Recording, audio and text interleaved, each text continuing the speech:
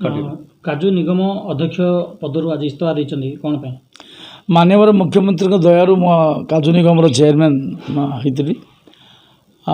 वर्तमान स्थिति रे माननीय मुख्यमंत्री जो माने आम निरंकुश संख्यागरिष्ठता न आसी आमर सरकार रू जाइए आम तेणु मो दुख कर माननीय मुख्यमंत्री नेतृत्व में ओडिशार जो प्रगति घटी जो किसी उन्नति घटी गरीब मध्यवर्ती एवं धनी विभिन्न वर्गर लोक एवं शिक्षा स्वास्थ्य गमनागमन विभिन्न क्षेत्र में जो भाई भाव उन्नति घटी तथापि कौन गोटे घटी गोटे सुनामी भाया गोटे घटला शासन भारु माननीय मुख्यमंत्री अपसरले एवं तत्संगे आम भी माननीय मुख्यमंत्री जो पद देते पद भी ठीक संभाळीचु आम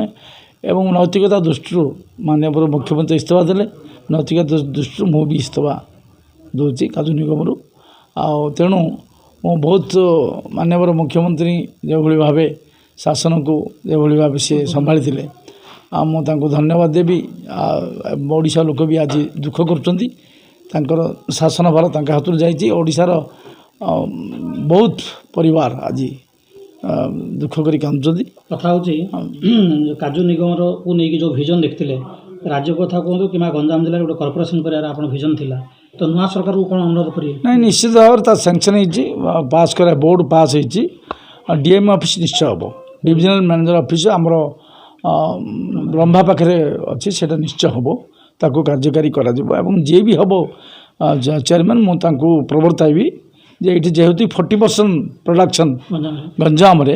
काजू निगमटा तेणु काजूर प्रोडक्शन हो 40% गंजाम एंटायर ओडिशा रे 100% हेले गंजाम 40% प्रोडक्शन तेणु ये चारा विभिन्न प्रकार चारा ये सृष्टि होगा दरकार चाषी की एनकरेज करवा दरकार एवं ये चाषटा हूँ धान चाष टू 5 गुण प्रॉफिट तेणु ये आम डेभलप करवा दरकार गोटे कॉर्पोरेशन ये हवा दरकार ये डीएम ऑफिस हवा दरकार एवं सैटेलाइट नर्सरी भी चारा पाइबा व्यवस्था हवा दरकार तेणु मु 2 वर्ष ये पद रही आज इस्तीफा पत्र का पठेछन माननीय मुख्यमंत्री पाखु मुख्यमंत्री ऑफिस पाखु पठेछि मु पठेछि दर्शक आपण मानक मते जनइली विधिवत भाव इस्तीफा देली आ मो इस्तीफारे मो दुखित नुह शासन आसीबो जीवो एथिरे दुख करियार आवश्यकता नाही आमे तो जनसेवार अच्छु रहिबु एवं लोकन सेवार रहिथलु जिमते रहिबु एवं भी मते भी काजू निगम एथिपाई देथिले जे जेहेतु से वृक्ष रिलेटेड सेटा जिते वृक्ष काजू निगम गछ हो पार